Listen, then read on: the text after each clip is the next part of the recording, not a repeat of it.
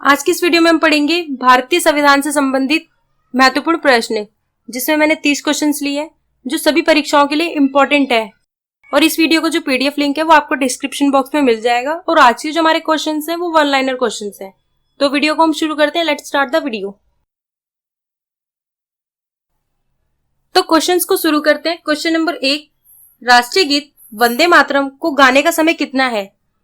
तो राष्ट्रीय गीत वंदे मातरम को गाने का जो समय है वो कितना है? तो 65 सेकेंड है। तो आंसर के यहाँ पे 65 सेकेंड। क्वेश्चन नंबर 2, भारतीय संविधान में राज्य के नीति निर्देशक सिद्धांतों को शामिल करने की प्रेरणा किस देश के संविधान से मिलती है? तो राज्य के नीति निर्देशक सिद्धांतों को शामिल करने की जो प्रेरणा है किस देश के संविधान से मिलती है? तो आयरलैंड से मिलती है। तो आंसर के यहाँ पे आयरलैंड। क्वेश्चन नंबर 3, भारत में अक्षमिकता निधि किसके अधिकार में रखी गई है? तो भारत में अक्षमिकता निधि जो है किसके अधिकार में रखी गई है? तो राष्ट्रपति के अधिकार में रखी गई है। तो आंसर के यहाँ पे राष्ट्रपति के अधिकार में। और जो इसका गठन है वो संसद करती है और जो इसका उल्लेख है वो अनुच्छेद 267 में किया गया है। क्वेश्चन नंबर 4, भारत के राष्ट्रपति का चुनाव किसके द्वारा होता है? तो भारत के राष्ट्रपति का जो चुनाव है वो किसके द्वारा होता है? तो निर्वाचन मंडल के द्वारा होता है। तो आंसर के यहाँ पे निर्वाचन मंडल के द्वारा। अब निर्वाचन मंडल में कौन कौन आता है वो हम देख लेते हैं। तो संसद के दोनों सदनों, लोकसभा और राज्यसभा, तथा इसके साथ राज्यों के विधानसभाओं के केवल निर्वाचित सदस्य जो है शामिल होते हैं। इसी के आधार पर जो है राष्ट्रपति का जो है चुनाव होता है। क्वेश्चन नंबर 5, भारत के मुख्य चुनाव आयुक्त का कार्यकाल कितने वर्ष का होता है? तो भारत के मुख्य चुनाव आयुक्त का जो कार्यकाल है वो कितने वर्ष का होता है? 6 साल या 65 वर्ष की उम्र तक का होता है। तो आंसर के यहाँ पे 6 साल या फिर 65 वर्ष की उम्र तक का होता है। क्वेश्चन नंबर 6, पंचायती राज को संवैधानिक रूप से किसके द्वारा मान्यता दी गई थी?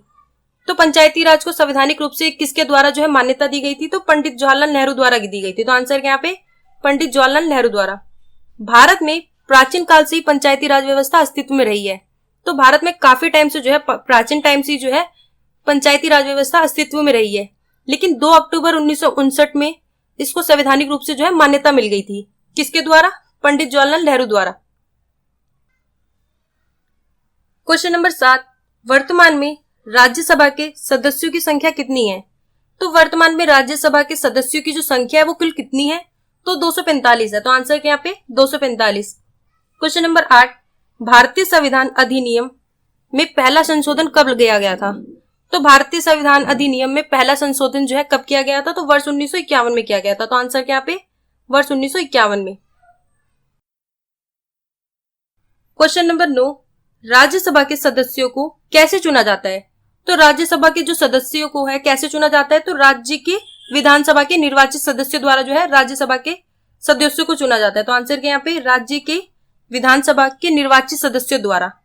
क्वेश्चन नंबर 10, संविधान सभा की अंतिम बैठक कब हुई थी?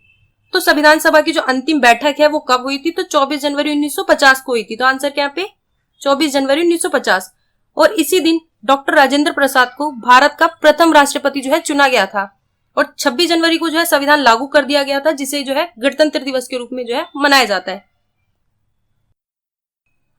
क्वेश्चन नंबर 11, भारत के किस उपराष्ट्रपति का निधन उनके कार्यकाल के दौरान हुआ था? तो भारत में किस उपराष्ट्रपति का जो निधन है उनके कार्यकाल के दौरान हुआ था? तो डॉक्टर कृष्णकांत का हुआ था। तो आंसर क्या पे डॉक्टर कृष्णकांत का। क्वेश्चन नंबर 12, प्रथम राष्ट्रीय आपात की घोषणा कब की गई थी? तो भारत में नेशनल इमरजेंसी की जो घोषणा है वो कब की गई थी? तो 1975 में की गई थी। तो आंसर क्या पे 1900। क्वेश्चन नंबर 13, राज्यसभा का सदस्य के लिए न्यूनतम आयु कितनी होनी चाहिए? तो राज्यसभा का सदस्य बनने के लिए जो न्यूनतम आयु है वो कितनी होनी चाहिए? तो 30 वर्ष होनी चाहिए। तो आंसर के यहाँ पे 30 वर्ष। क्वेश्चन नंबर 14, संविधान सभा ने राष्ट्रीय ध्वज का प्रारूप कब अपनाया था? तो संविधान सभा ने राष्ट्रीय ध्वज का जो प्रारूप है वो कब अपनाया था? तो 22 जुलाई 1947 को अपनाया था। तो आंसर के यहाँ पे 22 जुलाई 1947 को। देश आजाद होने से ही पहले जो है राष्ट्रीय ध्वज का प्रारूप अपना लिया गया था। और किसके द्वारा अपनाया गया था? तो संविधान सभा के द्वारा।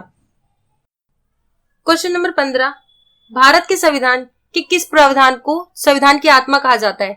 तो भारत के संविधान के किस प्रावधान को जो है संविधान की आत्मा कहा जाता है? तो अनुच्छेद 32 को जो है संविधान की आत्मा कहा जाता है। तो आंसर क्या पे अनुच्छेद 32। भीमराव अंबेडकर ने इस अनुच्छेद को भारतीय संविधान का हृदय और आत्मा कहा था? किसको? संविधान की आत्मा को। क्वेश्चन नंबर 16, राज्यसभा का पहली बार गठन कब हुआ था? तो राज्यसभा का जो पहली बार गठन है वो कब हुआ था? तो 3 अप्रैल 1952 को हुआ था। तो आंसर क्या यहाँ पे 3 अप्रैल 1952 को। क्वेश्चन नंबर 17, सेवाओं पर कर का प्रावधान किस संविधान के संशोधन द्वारा किया जाता है? तो सेवाओं पर कर का प्रावधान जो है संविधान के किस संशोधन द्वारा किया गया है?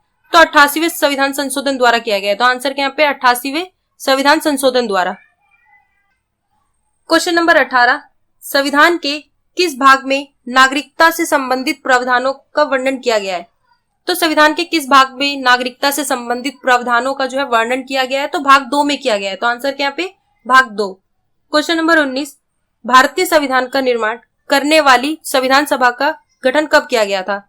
तो भारतीय संविधान का निर्माण करने वाली संविधान सभा का जो गठन है वो कब किया गया था? तो वर्ष 1946 में किया गया था। तो आंसर क्या पे वर्ष 1946 में। क्वेश्चन नंबर 20, राष्ट्रपति अपना त्यागपत्र किसे दे सकता है? तो जो राष्ट्रपति हैं वो अपना त्यागपत्र किसे देते हैं? तो उपराष्ट्रपति को देते हैं। तो आंसर क्या पे उपराष्ट्रपति। क्वेश्चन नंबर 21, अंडमान और निकोबार द्वीप समूह किस उच्च न्यायालय के अधिकार में आता है? तो जो अंडमान और निकोबार द्वीप है वो किस उच्च न्यायालय के अधिकार में आता है? तो कलकत्ता उच्च न्यायालय के में आता है। तो आंसर क्या पे कलकत्ता उच्च न्यायालय में।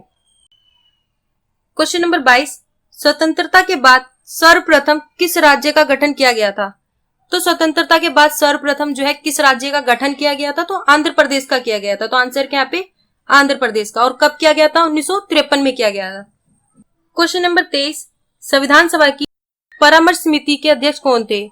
तो संविधान सभा की परामर्श समिति के जो अध्यक्ष थे वो कौन थे? तो सरदार वल्लभ भाई पटेल थे। तो आंसर क्या पे सरदार वल्लभ भाई पटेल। क्वेश्चन नंबर 24, वित्तीय आपात की चर्चा संविधान के किस अनुच्छेद में की गई है? यानी फाइनेंशियल इमरजेंसी जो है संविधान के किस अनुच्छेद में की गई है? तो अनुच्छेद 360 में की गई है। तो आंसर क्या पे अनुच्छेद 360 में की गई है।